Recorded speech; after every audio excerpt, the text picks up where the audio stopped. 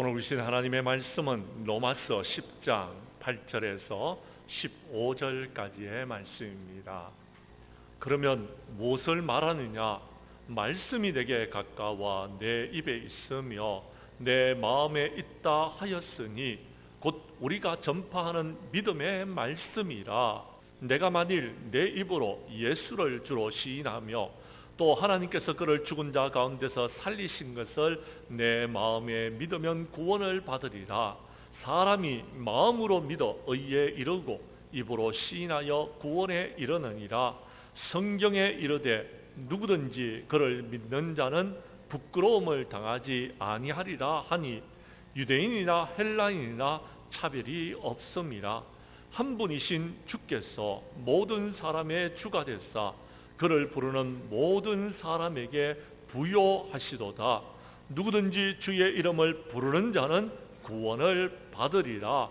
그런즉 그들이 믿지 아니하는 이를 어찌 부르리요?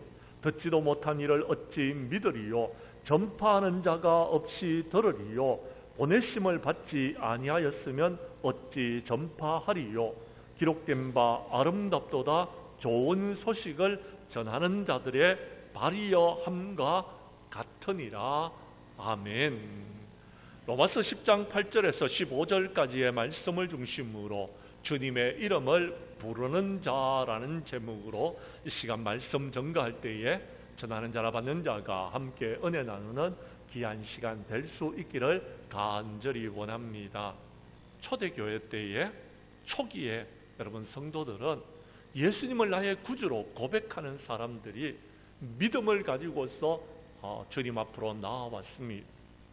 그들은 예수님을 마음으로 믿는 것과 동시에 때로는요 목숨을 걸어야 될 때에도 예수님을 입으로 정확하게 나의 구주다라고 고백했습니다. 예수님을 믿는 사람들은 자기의 삶의 모든 영역에서 예수님이 주님이시라고 고백하는 사람들이 모이는 공동체가 교회인 줄로 믿으시기를 바랍니다. 사도 요한의 제자로 알려졌던 폴리캅이라는 인물도 그 중에 한 사람이었습니다. 그는 스무나 교회의 초대 감독이었습니다.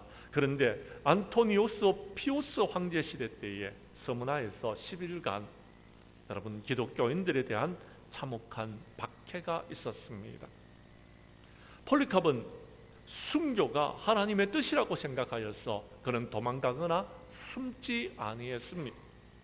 오히려 그를 체포하러 온 병사들을 침착한 표정으로 신중하게 그들을 맞이하게 되어졌습니다. 그래서 그들이 놀라움을 금치 못했던 것입니다. 그들에게 오히려 식탁을 베풀어 주고 그들이 식사가 마칠 때까지 하나님께 온전히 기도하는 사람이었습니다. 그런 모습을 보고서 병사들이 회개하는 역사가 일어나기도 하였다라고 성경은 말하고 있습니다. 화형식이 거행되기 전에 총독은 나이 많은 폴리캅에게 그리스도를 부인하고 로마 황제를 경배하라고 회유하기 시작했습니다. 그를 설득하였다라는 것입니다. 그러자 폴리캅은 다음과 같이 말했습니다.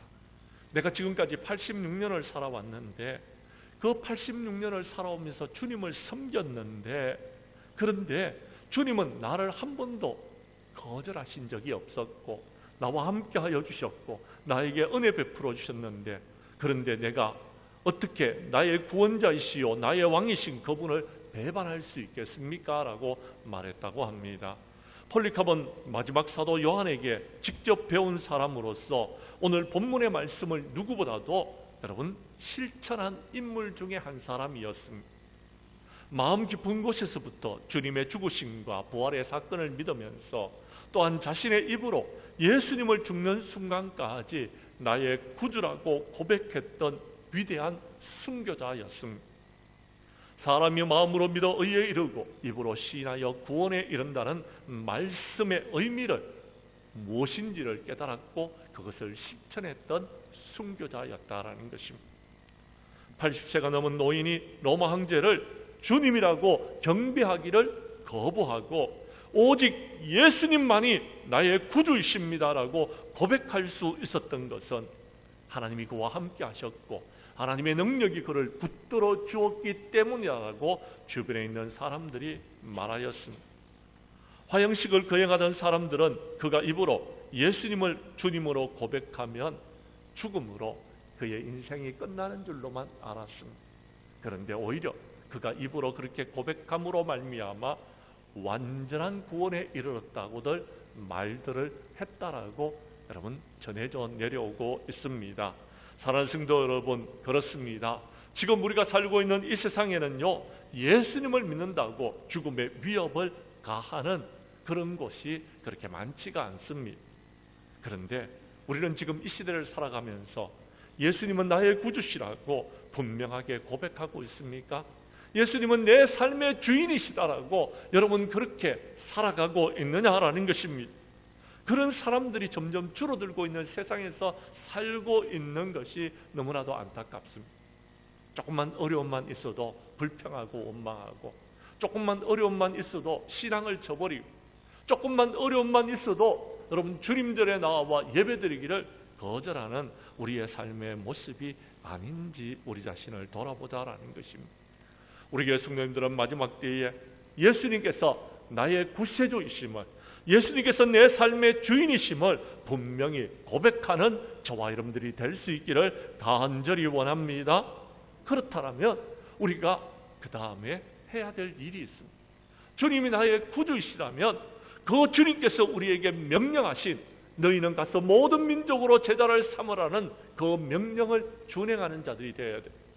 오직 성령이 너희에게 임하시면 너희가 권능을 받고 여러분 땅끝까지 이르러 내 증인이 되라 하신 주님의 그 명령을 직접 행하는 우리들이 되어야 된다라는 것입니다. 그럴 때에 우리는 마지막 때에 우리의 사명을 다하고 하나님 앞에 영광을 돌릴 줄로 믿으시기를 바랍니다. 말씀으로 들어가도록 하겠습니다. 먼저 성경 말씀 9절과 10절의 말씀을 봐주시기를 바랍니다.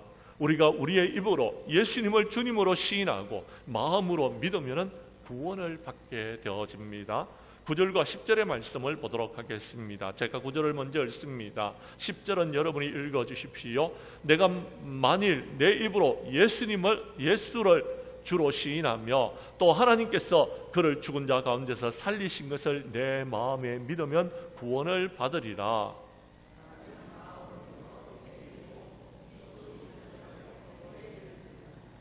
아멘.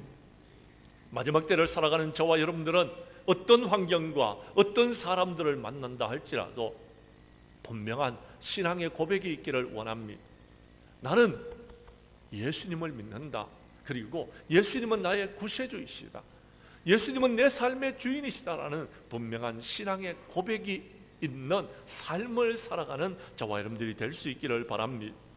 우리 주님은 이 땅에 오셔서 여러분 모든 사람들로 하여금 예수님의 이름 앞에 무릎을 꿇게 하시고 모든 입으로 예수님을 주라고 시인할 수 있는 삶을 살아가셨습니다. 그리고 마지막에는 십자가에 못 박혀 죽으시고 우리의 구세주가 되어주셨습니다. 그런데 많은 사람들이 삶을 살아가다가 믿음을 잃어버리고 신앙을 잃어버리고 주님이 나의 삶의 주인이신 것을 여러분 모르고 살아가는 사람들이 있더라라는 것입니다. 사랑하는 성도 여러분, 참 믿음은요 예수님을 믿는 것입니다. 참 믿음은요 여러분 예수 그리스도를 나의 구주로 고백하는 것입니다. 이것이 여러분의 심령 가운데서 뜨겁게 타오를 수 있기를 간절히 원합니다. 여러분의 마음속에서 예수 그리스도를 믿는 믿음이 간절하다면 여러분은 하나님 앞에 구하는 것들마다 응답을 받게 될 것이고 모든 것들이 이루어지게 될 것이고 마음에 의심하지 아니하면 모든 것을 이루는 역사가 일어나게 될 것입니다. 그런 축복이 여러분의 삶 가운데서 있어지기를 원합니다. 그런데 여러분, 예수님은 제자들에게 여러분 빌립보 가이사라 지방에 이르렀을 때에 물음을 묻습니다. 마태복음 16장 13절의 말씀인데요. 여러분, 사람들이 인자를 누구라 하느냐라고 물었습니다. 그때 사람들이 대답을 합니다. 더러는 세례 요한, 더러는 엘리야, 어떤 이는 에레미야, 선지자 중에 하나였다라고요. 그때 예수님께서는 제자들에게 다시 질문을 던집니다. 너희는 나를 누구라 하느냐라고 물었습니다. 그때 시몬 베드로가 분명한 신앙의 고백을 합니다. 뭐라고 고백했는지 여러분이 읽어 주십시오. 시작.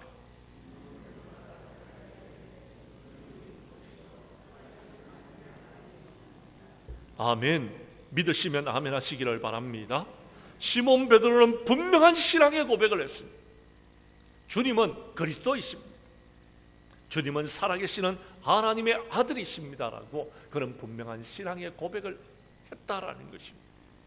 오늘 주님께서 저에게 찾아오셔서, 오늘 주님께서 여러분들에게 찾아오셔서 너희는 나를 누구라 하느냐라고 묻는다라면 여러분 뭐라고 대답하실 것입니까? 주님은 그리스도이십니다. 고백할 수 있겠습니까? 주님은 살아계시는 하나님의 아들이라고 고백할 수 있는 저와 여러분들이 될 수 있기를 바랍니다. 그렇다면 저와 여러분들은 구원함을 받을 수 있는 것입니다. 저와 여러분들은 구원받은 자들입니다. 그런데 우리가 그렇게 구원함을 받았다면 이제 그 믿음을 여러분 끝까지 지켜나가야 되는 것입니다. 종종 연세 드신 어른들이 죽음을 앞두고서 목사님 나 천국 갈 수 있을까요? 묻는 질문을 던져 저한테 질문을 던집니다. 천국 갈 수 있을까요? 사탄이 그를 미혹하는 것입니다. 흔들리게 했다라는 것입니다. 우리가 믿음을 가져야 됩니다. 이 마지막 때에 참 믿음을 보겠느냐 주님이 말씀하셨습니다. 우리는 믿음을 가지고서 구원의 확신을 가지고 살아가는 저와 여러분들이 될 수 있기를 간절히 원합니다. 그렇습니다. 여러분, 눈이 안 보이는 맹인이 예수님 내가 보기를 원합니다 라고 말했습니다. 그러자 예수님께서는 가라 내 믿음이 너를 구원하였다라고. 여러분이 믿음을 갖고 있다면 구원을 받을 수 있는 것입니다. 예수님을 나의 구주로 고백한다라면 구원을 받을 수 있는 것입니다. 여러분의 마음속에 믿음이 있다라면 우리는 구원받은 하나님의 사람이라는 사실을 확신할 수 있기를 바랍니다. 우리 교회 성도님들은 예수님을 주님으로 고백하고 마음으로 믿어서 구원함을 받는 저와 여러분들이 될 수 있기를 간절히 원합니다. 그런 확신을 갖고 살아가시기를 원합니다. 두 번째 오늘 성경 말씀 11절 이하 13절에서 이렇게 말씀하고 있습니다. 성경에 말씀하시기를 누구든지 그를 믿는 자는 부끄러움을 당하지 아니하라 하고 말했습니다. 누구든지 그를 믿는 자입니다. 그 사람은 구원을 받았다라는 것입니다. 또요, 우리 주님은요 모든 사람들의 주님이 되신다라고 12절에서 분명히 말합니다. 그러면서 13절에 이렇게 말씀하고 있습니다. 13절 말씀을 여러분이 읽어 주십시오. 시작. 아멘. 오늘 성경 말씀에 보면 누구든지 주님을 믿고 주님의 이름을 부르는 자는 구원을 받는다라고 했습니다. 저와 여러분들은 그렇게 입으로 여러분 주님을 나의 구세주로 고백하고 마음으로 믿고 구원함을 받았습니다. 문제는 우리의 주변에 있는 사람들입니다. 우리 예수님께서는 분명히 말씀하시기를 누구든지 주님의 이름을 부르는 자는 구원을 받는다 그랬는데 문제가 있습니다. 뭐냐 하면은요 14절 15절 말씀에 보면 그들이 믿지 않은 이를 어떻게 부를 수 있느냐라는 것입니다. 그들이 듣지도 못했는데 어떻게 부를 수 있느냐라는 것. 그들이 들어야지 여러분 예수님을 믿을 것 아니겠습니까? 그런데요 그들은 못 들었다라는 것입니다. 그러므로 우리는요 구원받은 하나님의 백성들로서 우리의 주변에 있는 누구든지 주님의 이름을 부르는 자들이 구원을 받을 수 있도록 복음을 전해야 된다라는 것입니다. 그것이 저와 여러분들이 해야 될 사명이다라는 것입니다. 일찍이 여러분 솔로몬 왕은 성전을 짓고 난 다음에 이렇게 기도했습니다. 하나님 아버지, 만일 주님의 백성 이스라엘이 주께 범죄하여 적국 앞에서 패하고 주께서 그들로 하여금 여러분 포로가 되게 했다 할지라도 주님 앞으로 돌아와서 주님의 이름을 인정하고 이 성전에서 주께 기도하거든 주님께서는 들으시고 그 백성들의 죄를 사해달라고 기도했습니다. 무슨 말이냐면 주님의 이름으로 기도하면은 주님께서 들어달라는 것입니다. 예수님께서도 말씀하셨습니다. 누구든지 내 이름으로 무엇이든지 구하면은 내가 행하겠다라고 약속하셨습니다. 내 이름으로 무엇인지 구하면 내가 그것을 들어주겠다라고 주님이 약속하셨다라는 것입니다. 사랑하는 성도 여러분, 야고보 사도는요, 야고보서 5장에서 여러분 그랬습니다. 너희 중에 병든 자가 있느냐? 그런 교회의 장로들을 청할 것이요, 그들은 주님의 이름으로 기름을 바라며 그를 위해서 기도하라라고 말씀하셨습니다. 그러면 주님께서 들어주시고 그를 치유하여 주시겠다. 믿음의 기도는 병든 자를 구원할 것이다라고 말씀하여 주셨다라는 것입니다. 사랑하는 성도 여러분, 주님의 이름으로 기도하면 이런 역사가 일어나게 될 줄로 믿으시기를 바랍니다. 우리 주님의 이름은 능력이 있습니다. 우리의 주님의 이름을 부르는 자는 구원함을 받을 수 있는 역사가 일어난다라는 것입니다. 성전 미문에 앉아있는 안전뱅이를 일으킨 것은 예수 그리스도의 이름으로, 예수 그리스도의 이름으로 일어나 걸으라라고 했더니 그가 걷게 되었다라는 것입니다. 마가복음 16장 17절 이하 18절에 보면 믿는 자들에겐 이런 표적이 따른다라고 말했습니다. 그들이 내 이름으로 귀신을 쫓아내는 역사가 일어나게 될 것이다라고 말씀하셨습니다. 또한 누가복음 10장 17절에 보면 70명의 주님의 제자들이 전도를 나아가서 주님의 이름이면 귀신들도 우리에게 항복하는 것을 우리가 보았습니다라고 고백하고 있다라는 것입니다. 주님의 이름은 이렇게 능력이 있습니다. 그런데 우리는 주님의 이름으로 뭘 했습니까? 우리는 주님의 이름으로 전도하고 있습니다. 우리는 주님의 이름을 세상 사람들에게 선포하고 있느냐라는 것입니다. 사랑하는 성도 여러분, 힘들고 어려우십니까? 주님께서 우리에게 맡겨진 사명들을 이루어 나아갈 때에 우리 청량교회에 여러분 힘들고 어려운 모든 문제들이 해결되어지고 여러분의 가정에 힘들고 어려운 모든 문제들이 해결되어질 뿐만 아니라 여러분께서 주님의 귀한 사명을 감당하는 하나님의 사람들에게 이런 능력의 역사가, 표적과 기사가 여러분의 삶 가운데서 이루어지는 역사가 일어날 줄로 믿으시기를 바랍니다.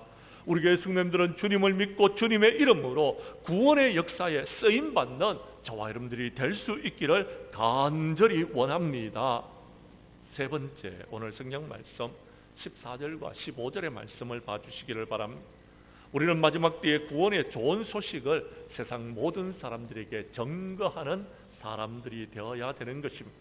제가 14절 말씀을 읽겠습니다. 15절은 여러분이 읽어주십시오. 그런즉 그들이 믿지 아니한 일을 어찌 부르리요, 듣지도 못한 일을 어찌 믿으리요, 전파하는 자가 없이 어찌 들으리요.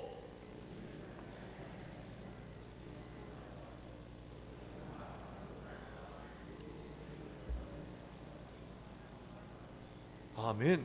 사랑하는 성도 여러분, 우리가 입으로 예수님을 나의 구주로 고백함으로 구원함을 받았습니까? 여러분은 마음으로 예수님을 믿어서 구원함을 받았습니까? 누구든지 주님의 이름을 부르는 자는 구원을 받는다고 했는데 이제 저와 여러분이 해야 될 사명이 있습니다. 좋은 소식을 들었습니다. 그렇다면 그 소식을 세상 모든 사람들에게 증거하는 사람이 되어야 된다라는 것입니다. 좋은 소식을 우리가 알고 있다면 전해야 된다라는 것입니다. 여러분은 좋은 소식을 알고 있으면 남들에게 그 소식을 알려주고 싶어서 여러분 힘을 기울이고 애를 쓰지 않습니까? 그렇습니다. 좋은 소식이 있으면 전해야 되는 것입니다. 제가 예전에 목회할 때에요, 어느 교회에서 여러분 목회를 하고 있었는데 그때에 여러분 2002년 월드컵이 열렸습니다. 그래서 여러분 우리나라가 외국과 시합을 하면서 여러분 꼬링을 넣은 겁니다. 슛, 꼬링 그렇게 했어요. 우리나라가 이겼어요. 그래서 신이 나가서 와 꼬링이다 하고 양옆을 돌아보니까 아무도 없더래요. 그랬어요. 여러분 우리나라가 꼬링을 넣었다는 사실을 누군가가 이게 말하고 싶은데 말할 사람이 없으니까요. 강아지한테 가서 야 우리나라가 꼬링 넣었어 그렇게 이야기했다는 이야기를 들은 적이 있습니다. 그렇습니다. 좋은 소식은요 우리가 전하고 싶어하는 것입니다. 혹시 여러분들은요 그렇습니다. 좋은 곳이 있으면은 여러분 다른 사람들에게 소개하지 않습니까? 좋은 곳을 여행 갔다 왔다면 전하지 않습니까? 여러분 좋은 식당을 갔다 왔다면 그 식당에 가면 음식이 맛있다고 소개하지 않습니까? 여러분 저는 오해하지 않았으면 좋겠는데요. 저는 그 약을 판매하는 여러분 제약회사 직원은 아니지만 제가 요즘 속이 불편할 때에 먹는 약 하나가 있습니다. 뭐냐 하면은요, 여러분 소화제인데요. 여러분 다제스라는 여러분 소화제를 먹는데 이 약을 먹으니까요, 제가 요 밖에서 음식을 먹고 돌아와서 속이 불편할 때에 속이 편안해지는 것을 느꼈습니다.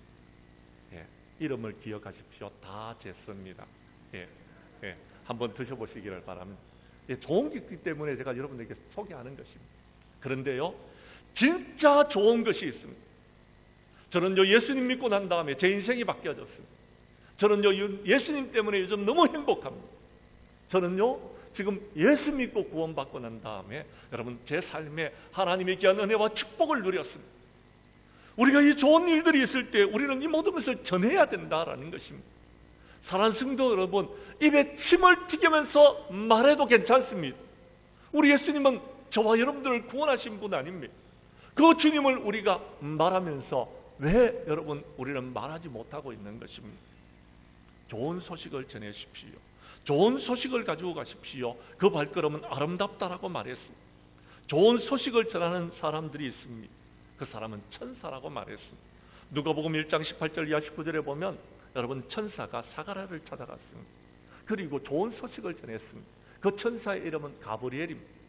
저는 여러분들이 가브리엘과 같이 좋은 소식을 전하는 자리 되기를 원합니다. 그 천사는요, 여러분 목동을 찾아갔습니다. 그리고 말합니다. 무서워하지 말라. 내가 온 백성에게 미칠 큰 기쁨의 좋은 소식을 너희에게 전하노라. 오늘 다윗의 동네에 너희를 위하여 구주가 나셨으니 그리스도 주시니라 라고 말했습니다. 전하였습니다. 사랑하는 성도 여러분, 그렇습니다. 우리는 이 좋은 소식들을 전해야 됩니다. 저와 여러분이 구속함과 구원함을 받았다는 그 좋은 소식을 세상 모든 사람들에게 증거해야 한다라는 것입니다. 우리 주님은 이 소식을 전하기 위해서 이 땅에 오셨습니다. 내가 다른 동네에도 하나님 나라의 복음을 전하여야 하리니 나는 이 일을 위해서 보내심을 받았다라고 말했습니다. 그리고 주님은요, 사도 바울을 만나주시고 아나니아를 보내면서 말합니다. 가라, 이 사람은 내 이름을 이방인과 임금들과 이스라엘 자손에게 전하기 위한 나의 택한 그릇이다라고 말합니다. 이방인들에게 복음을 전하기 위해서 택한 그릇이었다라고 사도 바울을 지칭하고 있습니다. 사도 바울은 말합니다. 내가 복음을 전할지라도 자랑할 것이 없으면 내가 부득불 할 일임이라. 만일 복음을 전하지 않으면 내게 화가 있을 것이로다. 내가 자의로 이것을 행하면 상을 얻으려니와 내가 자의로 하지 않아야 한다 할지라도 나는 사명을 맡은 자다라고 그는 고백했습니다. 사랑하는 성도 여러분, 여러분의 사명은 무엇입니까? 주님은 여러분을 통하여서 무엇하기를 원하십니까? 이번 새생명 전도 축제 기간 동안에 여러분 생명을 사랑하고 영혼을 구원하고 단 한 생명이라도 주님 앞으로 인도하기 위하여서 여러분이 힘을 쓰고 애를 쓴다라면 여러분이 흘리는 그 땀방울에 아름다운 열매가 맺혀지리라고 믿습니다. 이제 말씀을 마치겠습니다. 사랑하는 성도 여러분, 코로나 이후에 많은 교회들이 신앙의 침체기를 겪고 있다고 이구동성 말하고 있습니다. 이러한 때에 우리 교회는 신앙의 열정을 회복하고 이제 다시 한번 구원과 성장의 역사를 이루기 위해서 새생명 전도 축제를 열었습니다. 이제 우리 모두 일어나 여러분 생명을 사랑하고 영혼을 구원하는 일에 저와 여러분들이 함께 이 일을 감당하기를 간절히 원합니다. 우리 교회 성도님들은 우리의 입으로 예수님을 나의 구주로 고백하고 마음으로 믿어 구원함을 받았다라면 누구든지 주의 이름을 부르는 자들이 구원함을 받을 수 있도록 이제 마지막 때에 복음의 기쁜 소식을 들고 세상 모든 사람들에게 나아가서 그들에게 복음을 전하고 아름다운 복된 발걸음이 되어지는 저와 여러분들의 삶이 될 수 있기를 주님의 이름으로 간절히 축원합니다.